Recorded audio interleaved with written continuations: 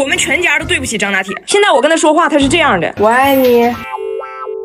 我的公公婆婆从加拿大来了之后啊，俺家太闹了。我昨天呢就使了个坏，我跟我同事说，一会儿啊，你约俺家这3个老外去玩密室逃脱。就俺家这仨人的汉语水平，那可以说是3个臭皮匠顶个臭皮匠了。一旦进去，1天都出不来，我就可以清闲1天。我同事说没问题，姐，给他们关进去。结果下午1点，我同事给我打电话说，姐，我接到他们了，但是现在计划发生了一点意外。你家这3老外发现中国的密室逃脱，他居然讲中文，去张拿铁的幼儿园把张拿铁给接出来了，给他们当翻译。现在这个臭皮匠组合还非常有信心的。臭皮匠组合是这样分工的：布莱恩经常玩密室，提供经验；大胖媳妇儿博士提供智商；温迪常年抠门，提供细心；张拿铁加拿大叛徒提供中文。他们把张拿铁的存在珍视为加拿大人的汉语桥，他们认为他们这个组合简直天衣无缝，绝对能打破这个密室的通关记录。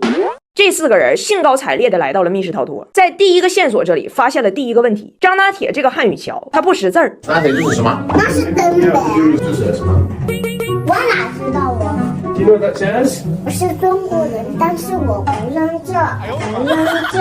紧接着又出现了第2个问题：张拿铁这个汉语桥他还不会翻译，桥的意思是连接，而张拿铁他只能说是一个汉语的断桥。光芒，掰这个，掰这个，拜拜。No, bye-bye. I'm here. This one didn't even move. It didn't even move. It don't. 广播一说话提供线索，所有人都看汉语桥，希望对你们有所帮助。都看我干啥呀？按照顺序重新装填蓄电池。都瞅我干啥呀？张拿铁他说什么？我知道他说啥，我不知道咋跟你说。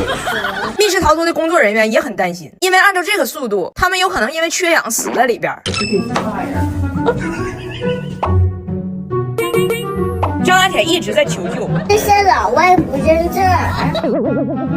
喂，这些人都不认字儿，怎么办？你回答。你好，你好，有叫老外已经玩头发了，请帮帮我。你好，我饿了。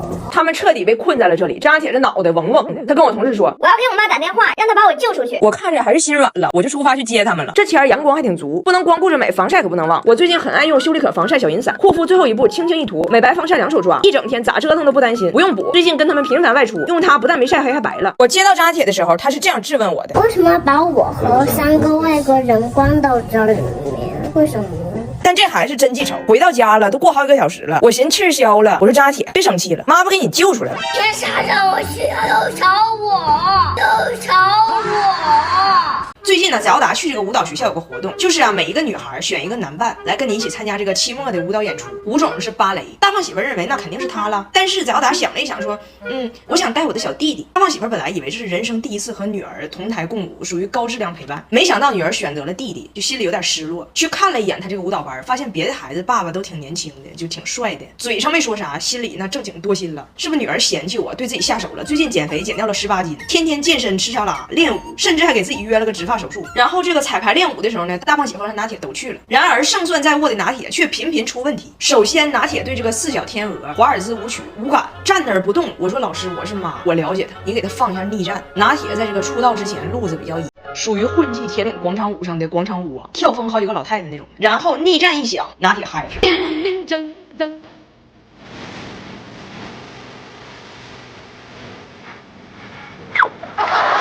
这是第一个问题，音乐的错位。第2个问题呢，就是拿铁无心搞艺术，一直忙于社交和普及东北话。在奥达的好朋友被张拿铁撩了个遍，人家小女孩认认真真给他讲天鹅湖的故事，就说后来这个白天鹅啊，这个 Swan 他带了。拿铁问白天鹅为什么嗝屁了？嗝屁了，为什么嗝屁了？不出一会儿，满场东北话。参加芭蕾舞演出的一群小白天鹅，现在都是炖大鹅的味儿，炖大鹅的味儿。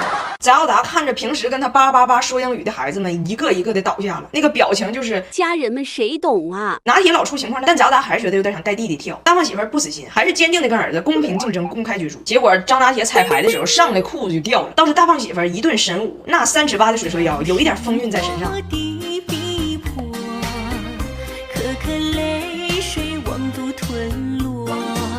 他不是我吧？不是你看，不是你看。回到家，早达还是在纠结我到底该选谁。大胖媳妇没有气馁，平时告诉早达你得自己做家务，现在他爸都包了，那衣服洗的锃光瓦亮。我说你别的洗的不错，但内衣手洗老洗不干净。你用好爸爸内衣露，不光洗的干净，还是专为有孩家庭研制的，护肤级水润质地，不含有害化学物质，亲肤无刺激，对皮肤更友好，低泡一漂无残留，温和保护你的细皮嫩肉的双手，省时省力更省心。好爸爸真不错。然而早达似乎就不为所动。父亲节的前夜，大胖媳妇觉得自己跟女儿登台共舞这事儿无望了，挺失落。结果早达过来跟他爸说：“爸爸，你知道吗？我带着弟弟就只是想显摆显摆，我肯定会选你的。我知道明天是父亲节。”还特别暖心，给他爸写了一封信。这写啥了？我看不懂。早达搂着他爸说：“爸爸，我听说你最近在减肥，还想长头发。” You haven't had much hair since I was born, but it's okay. You're my favorite dad. Oh, thank you. 我说啥呀？听不懂，听不懂。父亲节，大胖媳妇和早达上演了父女共舞小天鹅。虽然得穿成这个样子，但大胖媳妇还是非常开心。踮起脚尖，提起裙边，让我的手轻轻地在你的肩，舞步翩翩，呼吸浅浅，爱的花儿子多甜。跟你们同步2个重要信息：第一，温蒂来了，上飞机了；第二，温蒂不走了，要住这儿。这不是最近大胖媳妇亲生父亲找到了吗？我们呢计划去加拿大的东部和他的爸爸见一面。早达听到这个计划之后非常兴奋，一天到晚跟张大铁喊：“拿铁，拿铁，我们要回到加拿大了。”张大铁呢昨晚就睡毛愣了，梦魇了。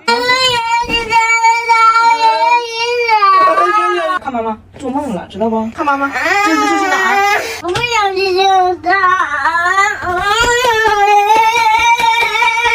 我一看孩子睡毛愣了，我正要给张大铁叫醒呢，一条来自温蒂的信息来了。我要上飞机了，30个小时之后见哦，耶！我放下手机跟张大铁说：“我说孩子别怕，梦都是反的，不是你去加拿大。”张大铁说：“我说是加拿大自己过来了，自己过来了。但这次温蒂来情况可不一样，他没有买回去的机票，我没夸张，这是真事儿啊。今年呢，温蒂本来没有预算要来中国，加拿大这2年的气温呢也是越来越热了。温蒂和布莱恩他家呢只有俩电风扇，2口就攒钱想买个中央空调，攒了3年前就确定今年要买，马上要买了。温蒂说不行，他太想孙子和孙子了，血压飙到190了，这笔公款他一定得挪用一下，就空调不买了，买机票。布莱恩呢当然表示强烈的抗议，毕竟去年温蒂为了来中国钱不够，把人家布莱恩的牙医给停了，老头现在缺颗门牙还没安呢。但是温蒂不听，执意要走，于是布莱恩向他发出了最后通牒：你要是这么办事儿，今年夏天还没有凉风吹，你前脚离开加拿大，我后脚就把咱家暖气片卖了，买空调。咱家有4个可移动电暖气片，我卖了买空调，大不了到了冬天，老温我再卖了空调，买回这些暖气片，爱咋咋地，不过了。温蒂和布莱恩就这样陷入了冷战。于是温蒂在出发之前给我跟大胖媳妇正式打了一通电话。温蒂说：我的确很小孩子，控制不了，每年飞来飞去真的太费钱，所以这个事儿我仔细想了一下，以后我不会再来了。大胖媳妇嘴角露出了一抹微笑，然后温蒂说：因为我呢不走，我正式应聘当你家阿姨。你家阿姨，你1个月给她多少钱？就给我一样的，我也不多要。你们呢考虑一下，等我下飞机之后咱们细聊。说实话，我是有点动心了。他带孩子啥样咱先不说，他真带素材呀。大胖媳妇一看我动心了，十分激动啊，朝我怒吼：聪明的女人可以花10万块钱请一个阿姨来到家里，但绝不会花1分钱把婆婆请到家里。 Like food with no spice and no season. 他疯了。大胖媳妇这是满心不理解，她说我啥不能干的，你找她干啥呀？省钱还得看我，买东西沃尔玛88毫五节就够了，不凑单不用整，其他购物节没得比。这榴莲冰淇淋4个才19块9，100%动物奶油芝士蛋糕19块9，沃尔玛都能教会老外咋省钱。但是有一个大问题呀，我说温迪啊，我们准备趁着暑假全家去加拿大的东部看一下大胖媳妇的亲生父亲，也就是你的前男友，那么你咋办呢？温迪说：我一起去啊，孩在哪儿我在哪儿，我是阿姨呀，而且加拿大我多熟悉啊，那有啥不能去的？现在温迪上飞机了，布莱恩在加拿大的酷暑中煎熬，越想越觉得哪儿不对，忍不住给大胖媳妇发来了信息。布莱恩说：这个事儿我咋想咋觉得哪儿不对，我在加拿大的西部没有空调，钱让你妈花了，去中国找你们去了，然后你们带着她去加拿大的东部找她前男友去了。你说这个事儿其实里外里是不是就是我在西边攒了3年钱，送我媳妇儿上东边找老头？